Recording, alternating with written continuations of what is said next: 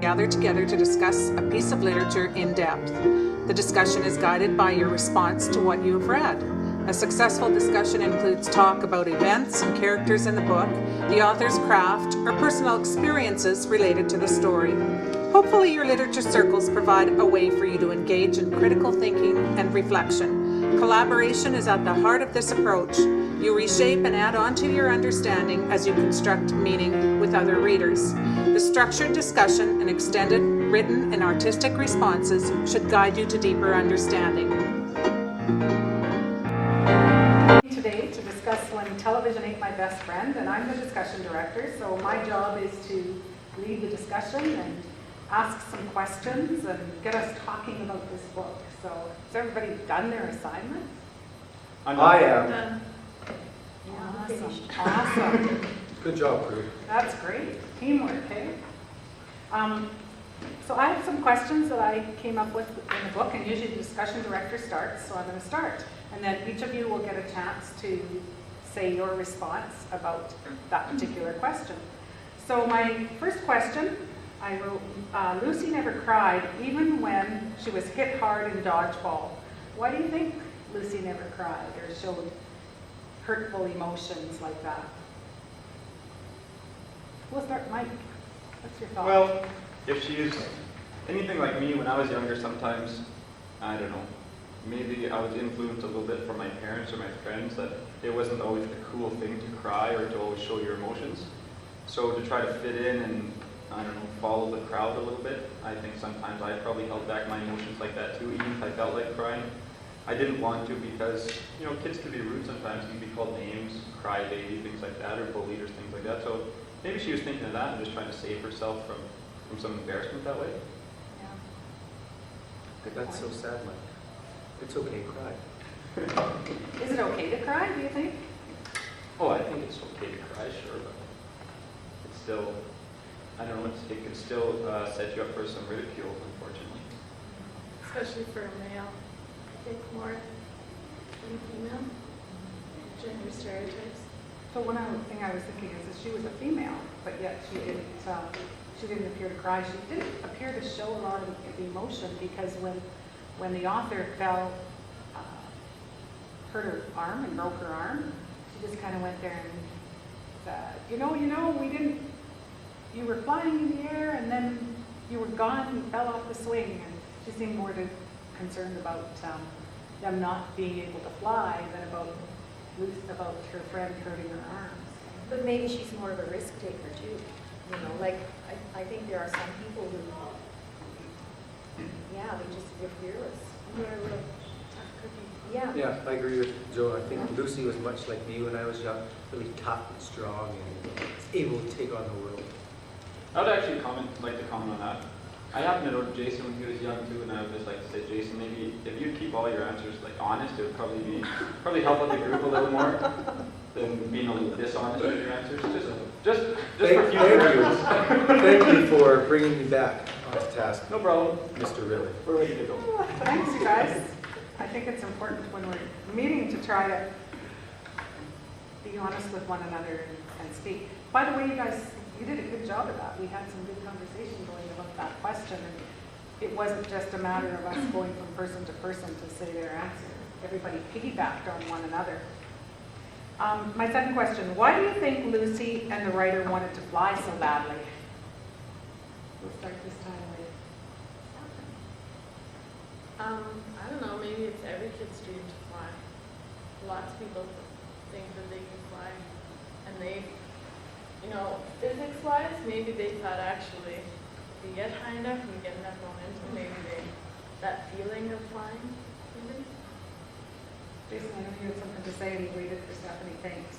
I agree with Stephanie. I think it's every kid's dream to fly, and as a matter of fact, as an adult, I've had this dream 3 times in my adult life where I actually fly in my dream, and I wake up from it and I'm like, wow, that was the best dream ever, and I wish it was real, because I think being able to fly would be awesome.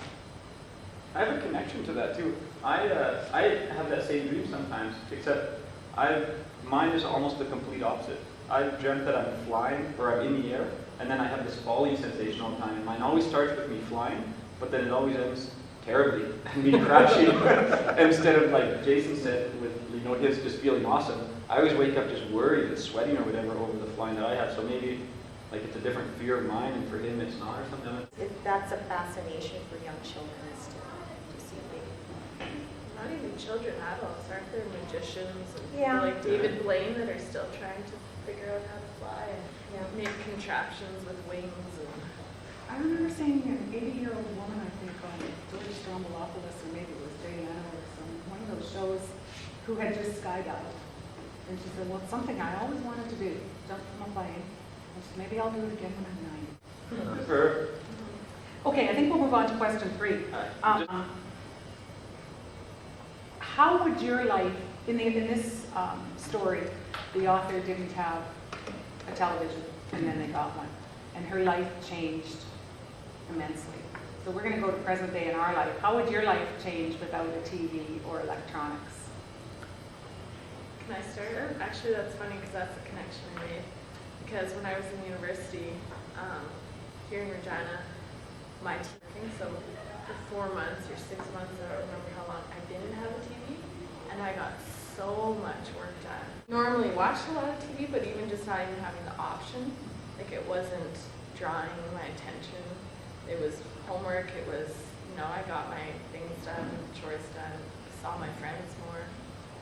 I've got a question actually I'd like to ask that then. So do you think that, like, did you find yourself missing it a lot, or was it eventually just, it just didn't matter, it just didn't Yeah. exist? Well, I mean, even now, like I could find I'll go a week or two without hardly watching any TV, and I don't really miss it. I mean, there's a couple shows I like to watch, but in the end, it's not gonna change how my life is. So did you find that you did other things that you didn't normally do, like reading or join a club or I think I was just more on top of things, better time managed. Sometimes you can find you waste some time watching TV. Oh, this show looks like it's gonna be good. Oh, there goes another. One of the things that every role is asked to do is give a connection to the reading. So my role, I'm done with my questions, and I'll just talk a little about my connection. And I just said I have a connection to television when I was a child, and we actually got a TV, I guess, shortly after I was born. It was just like in the story, it was a big black and white TV. And I don't remember Perry Mason books, but I do remember the Perry Mason show and the lawyer that he was, and I remember how upset everybody was when it went off the air. And the other connection I made was the author writes of how television caused everyone to give up active living activities. And I guess as I look in my neighborhood, that's what I see. When I was a kid and there was not so much TV around, we could kick the can or home hide and seek or some kind of community backyard game, or we actually played on the whole block almost every night. We were outside constantly, and when I walk around in my neighborhood now, I don't see the kids playing in the park or playing good old kick the can or even hopscotch. And so that was a connection I made. I like how you say kick the can, because I talk about the same thing with my childhood friends. We get 20 neighborhood kids, and the whole block was your boundaries, and you'd be diving over people's fences and under their decks and play for hours. Yeah. Until your parents called you in, until it was dark.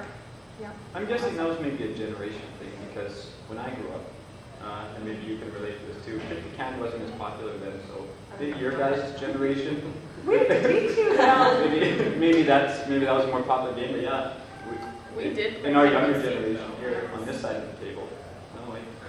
You're missing out.